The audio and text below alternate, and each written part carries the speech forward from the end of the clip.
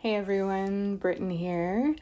I have a new Grayscale tutorial that I wanted to work on with you guys, and there have been some updates to the app, and I've learned a few things, and it's just time for a new Grayscale tutorial, especially with the Grayscale release, right? How cool has that been?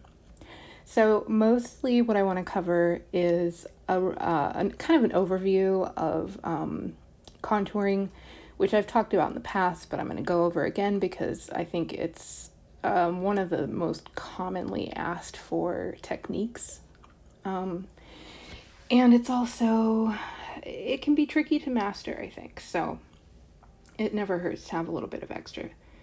If you hear tapping, by the way, that is my Apple Pencil on the screen. I am recording actually using my iPad just en natural, so you may hear some tapping noises. Very authentic. The other things I wanted to cover were color selection, big one, and why it's important to choose colors of specific intensities. I also want to cover ways to use the tools to bring out your most important features on your face, like eyes and lips. And we might talk a little bit as well about how to create the softness, blended look, right? A lot of people have asked about that too. How do you get a rich blended look? So the first thing we're going to start with is the airbrush tool. Not too long ago, the airbrush tool, along with some of our other tools, was altered so that the maximum size and minimum size are much farther away from each other now. So that scale is bigger, and that's nice because it means you can cover large areas at a time or work with teeny tiny areas, and that can be really helpful. All right, so when you're working with Grayscale, probably the number one thing that I would want everyone to bear in mind when coloring, no matter if you're coloring a landscape or a face or anything, always remember you are working with the tone gray already. You're already working with that color right there. Why? Because it's built into your picture. It's part of your picture. You can't get rid of it. So you need to stay away from colors that are on sort of this area of your color wheel, because these colors have gray mixed into them, especially as you start to get down here. If you put that on top of your grayscale, you're going to get a real ugly, muddy color. It's not going to look nice. What you do want to do is work with bright tones. Sometimes they might be so bright that they'll seem kind of almost hilarious or like, they'll look funny at first, but that's okay. I'll show you how it actually works. So I'm with my airbrush. I'm on maximum size, maximum opacity. And I'm going to be using this really bright peach tone. And that's going to be what I call my base color. You'll notice I'm not worried about the fact that I'm coloring her eyes and her hair. That's the kind of thing I can go back and work on later. For right now, I just want to get this base color down. The very next thing I do after I put down my base color is I start contouring. When I contour, I don't go over here to these darks because these have gray mixed in. I want to stay over here on my sort of warmer end of things so that I don't end up with a muddied looking picture. And with contouring, what you need to be thinking about is the fact that the face is essentially a skull with skin stretched over it, which sounds super goth. It sounds a little dark, but frankly, that's what's going on. And that's where we get contouring. I mean, that's what contouring is. It's the shadows created by your underlying bone structure. and that would be the shadows around your face, the shadows under your cheekbones, shadows in your eye sockets, underneath your mouth opening, and around your nose. Those are your basic sort of 5 or 6 areas. And you'll notice I'm pretty free with where I move my brush, and the reason for that is I'm going to be layering on top of these colors over and over and over again, building the richness, building the complexity of those colors. And that is where I end up with that sort of soft blended effect that people have asked about how to achieve. That is really the effect of lots of layering of colors, so that there's never any white area left, there's never any uncolored area or insufficiently colored area. And you'll notice I'm changing my colors a lot. I'm using some a little more red in them, some a little bit more black or brown. And this is all for shadows. It might look kind of funny right now, but that's okay, because you're going to be working across your color wheel or around your color wheel to blend. So we're just putting in our basic contours. All right, that's what I would call a basic contouring, okay? Okay, so now we're gonna start the blending I was talking about. And for that, you're going to go back up to your bright area, and it doesn't matter if you're working with a dark skin tone or a very pale skin tone, or it doesn't matter what kind of skin tone you're working with. You're still going to have your basics of a medium color, a highlighting color, and a shading color. So we're going back up here for my picture to this kind of peachy tone. It's a little more, you'll notice, I put a little more red in it. I moved my selector a little more toward the red. Not too much though.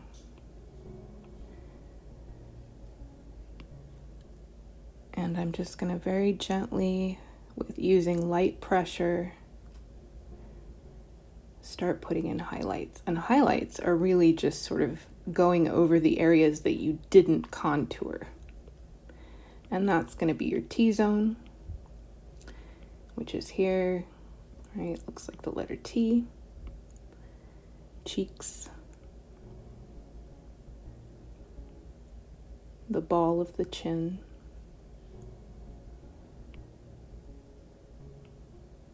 A little bit on the underside of the cheeks where they start to come back out again. Okay.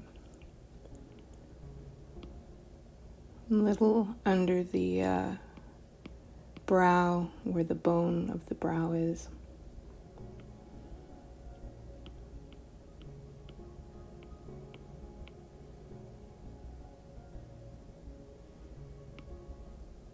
And on these boundaries between colors is where I blend by changing the color I'm working with.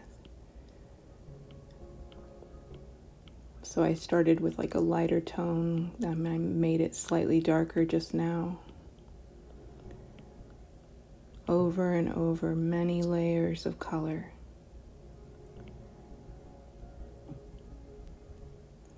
It's a lot of work. But that's one of the nice things about grayscale coloring. I think that a lot of people enjoy is the work, the effort that goes into it. It's truly a labor of love, a work of art. You notice I darkened again. And you start to see a little bit more of a natural blended skin tone emerging.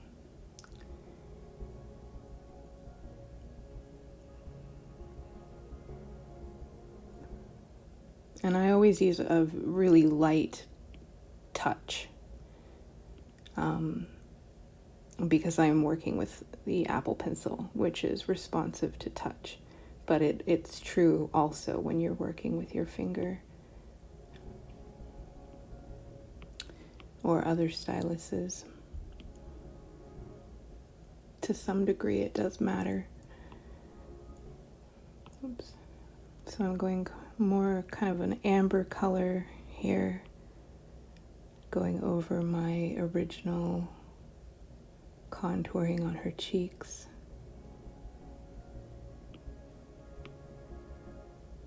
Building that up again.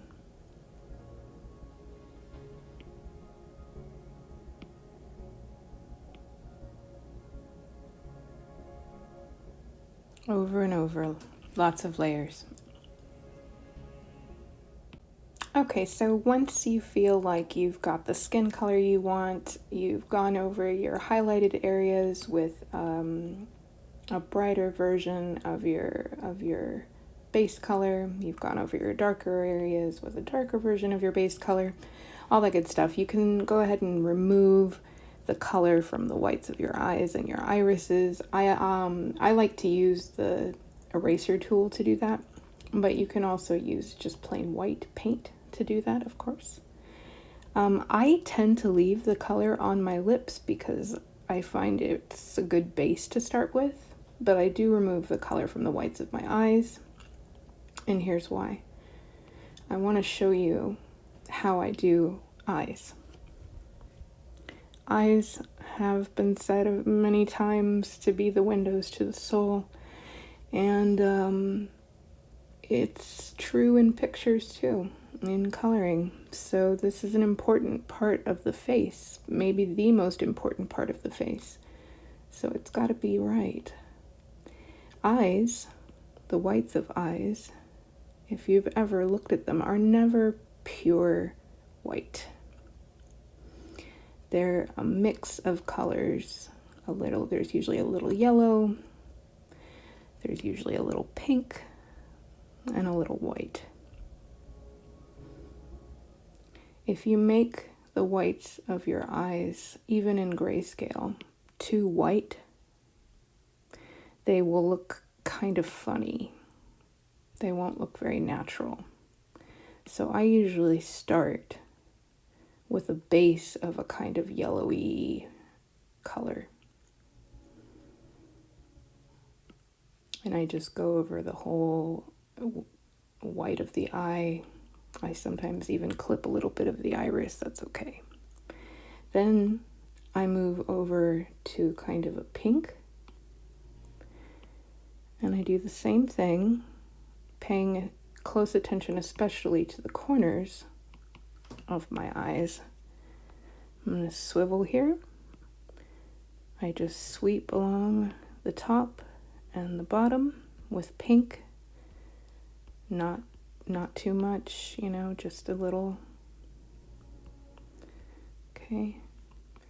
Then I switch to a darker pink, and I go in and work on adding a little bit more pigment.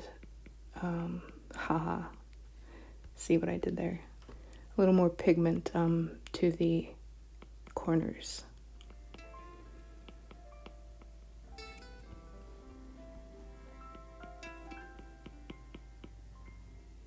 Okay. Like so. Now,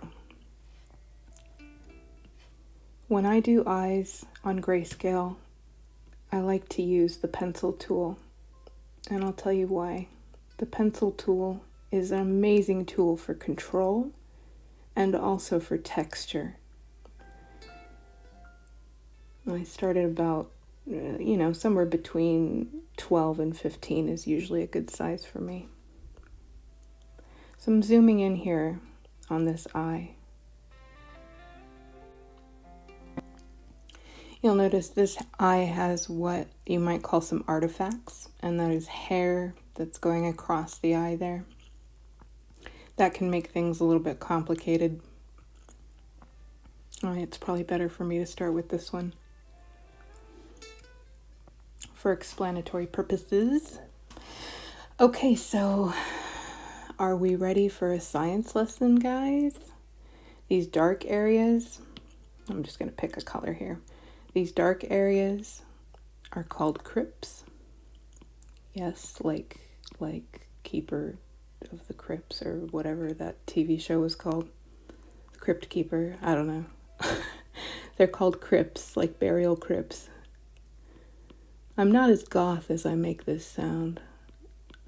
But anyway, those are crypts, and the ring around the outside of the eye here is called a limbal ring or a limbus.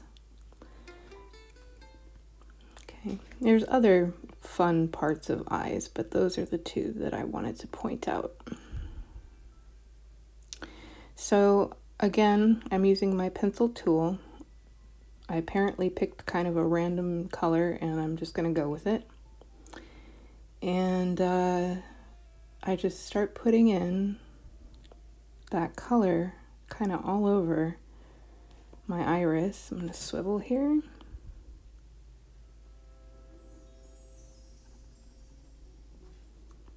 And this is quite dark, but that's okay.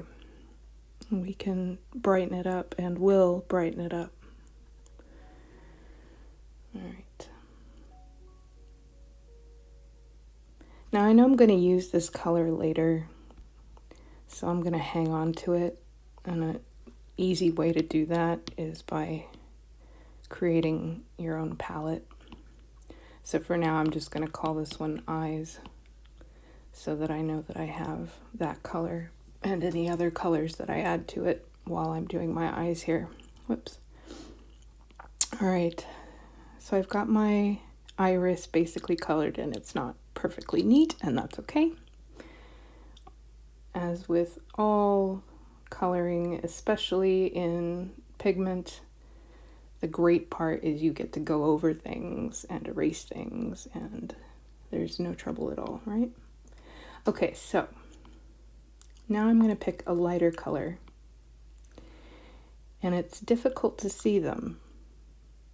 So I'm just going to lightly go over the eye. And what this is doing is it's both depositing color, but it's also revealing the shapes underneath, so that I have a better sense of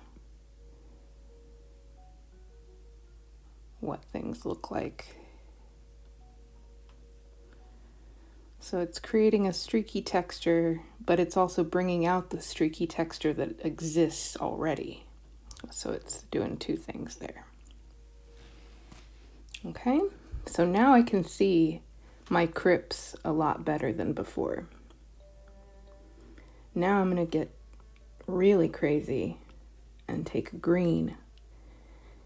And the reason for this, it doesn't matter if you're working with brown eyes, blue eyes, gray eyes, every color eye.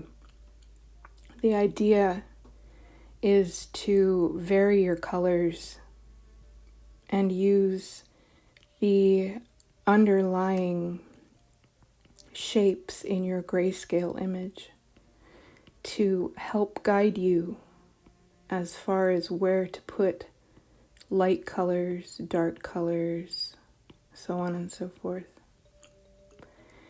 And you'll see I'm not perfectly following the light areas, and I'm not touching all of the light areas, just some of them. And some I'm applying more pressure than others.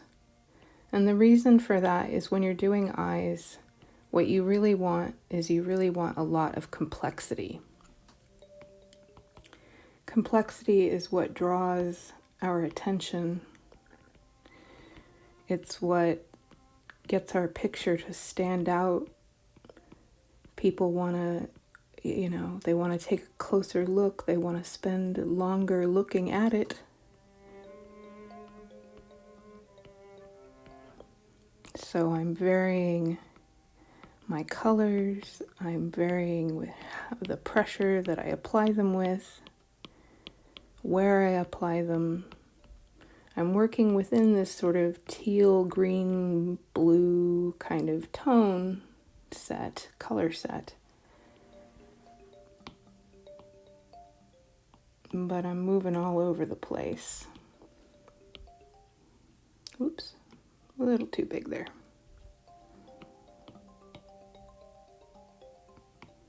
Now I'm going to add some yellow or some gold.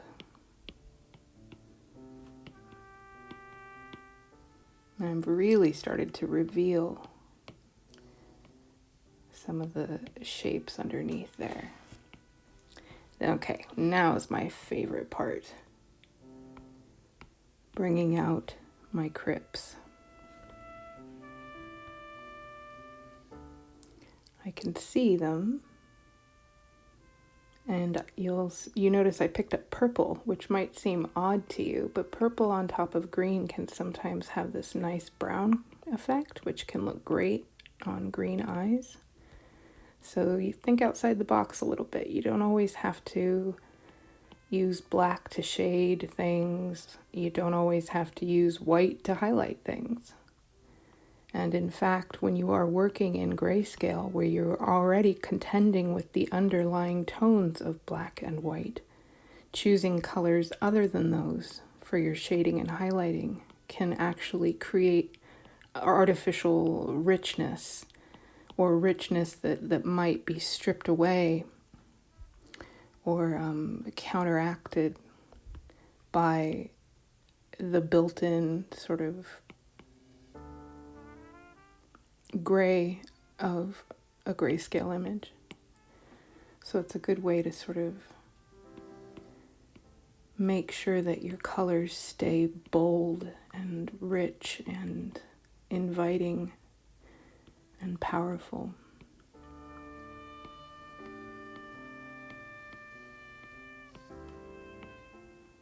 Okay. Now these little kind of dots of color that I'm adding, some more science for you. These are called pigment spots, which is rather fitting, don't you think?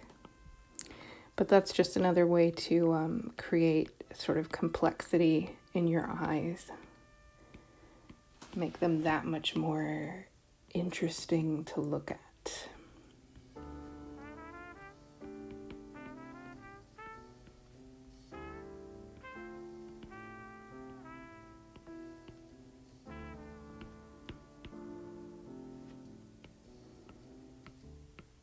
And I've gone back in with some bright yellow. And the flip side of crypts here are the outer areas that divide one crypt from another. And by emphasizing those, you emphasize the depth of your crypts in your eyes. So it's kind of like a double whammy.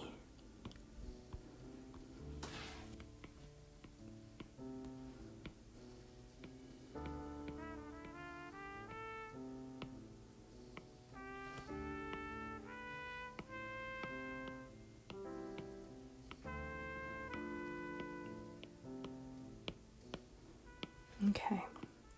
And again, as always, you do not have to do it perfectly. Like, it doesn't have to exactly follow, and this is what I'm showing you right now, it doesn't have to exactly follow the lines that you see in your image, the sort of that exist there already.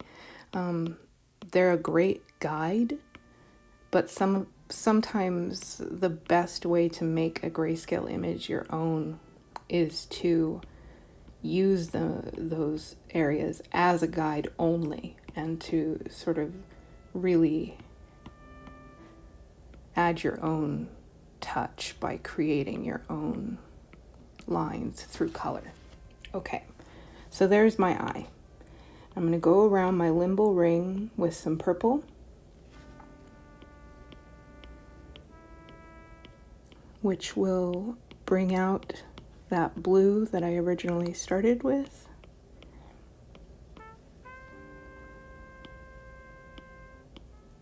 Okay, so there we go. Now you see when you zoom out how incredibly complex that eye is, right? It draws you, and it makes you want to take a closer look at the coloring and see what that person has done. Okay. I may have to divide this up into a couple of different videos because these are going to be long. But real quick, I'll cover going over these areas in your eye. Anything, the shininess in an eye like this is what is going to help it look wet. And that's important when it comes to the realism of eyes, is to have that wet appearance. And you can achieve that by the emphasis between light, very light, and darker colors.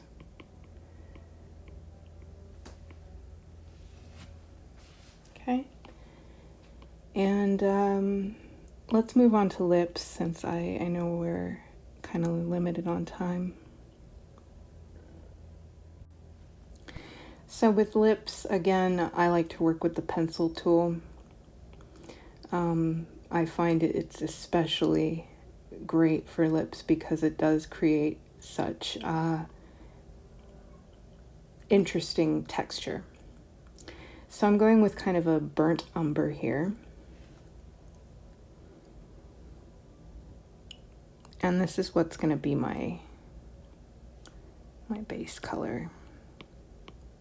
I'm using a pretty light touch just to get some of that color down. I'm not too worried about it being perfect, and I'm not too worried about it being vibrant yet.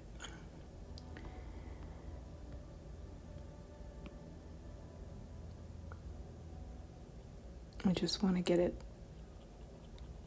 layered down.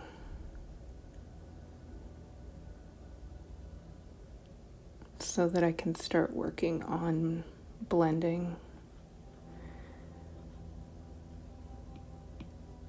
Okay.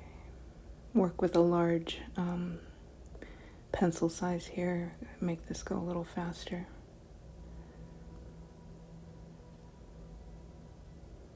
My cat, you probably can't hear him, but he is crying his head out, his eyes out rather.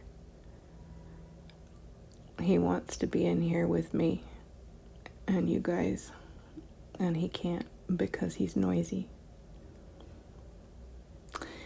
It's probably a good thing if you can't hear him, because he's actually very noisy. If you guys have known me long enough, you've probably met my cat in some interesting ways. He likes to be a part of everything. Okay, so there we go. I've got my burnt umber on my lips here. Now I'm going to go in with a real vibrant peachy tone. And I'm just going to sweep it across the center of my bottom lip. And right here at the top of my lips.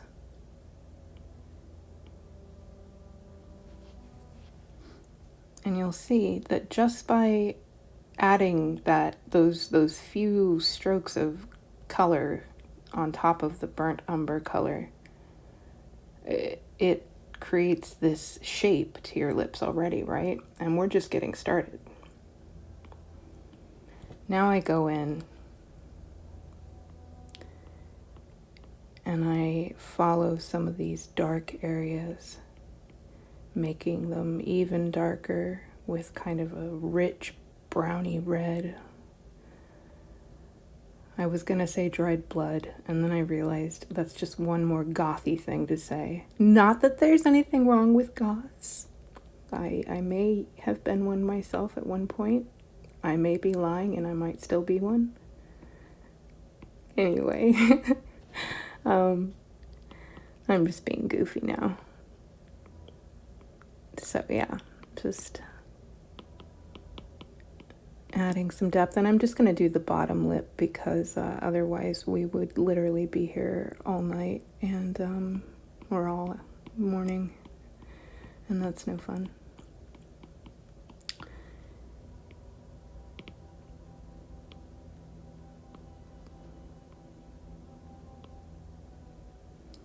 Okay, I'm going to turn it sideways here because I'm going to show you how I'm going to use that same dark color along the inside of the lip, sort of the part that recedes back toward the mouth, the interior of the mouth, and then again at the bottom of the lip, where it recedes backward a little bit toward the face.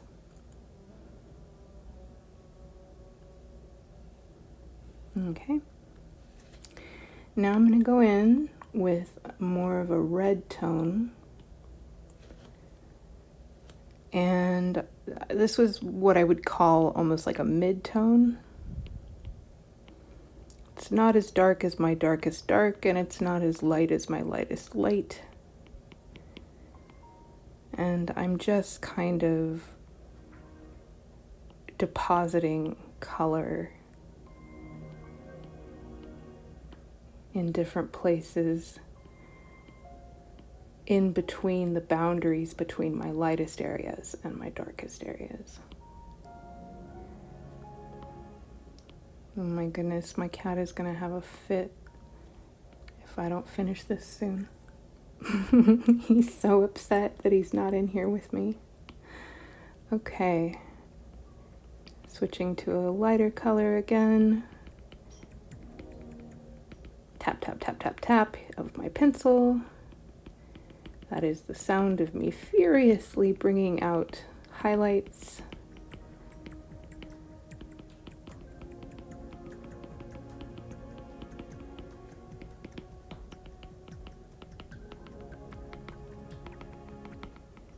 And you just continue to do that, just highlighting, shading, highlighting, shading, highlighting, shading, over and over, layering colors. Always be layering.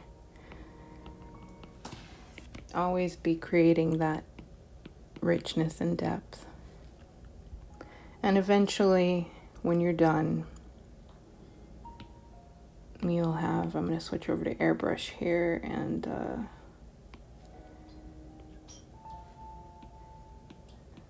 soften some of these areas. Eventually, when you're done, you will have a beautiful dimensional mouth that just like your eyes will draw attention from your viewer.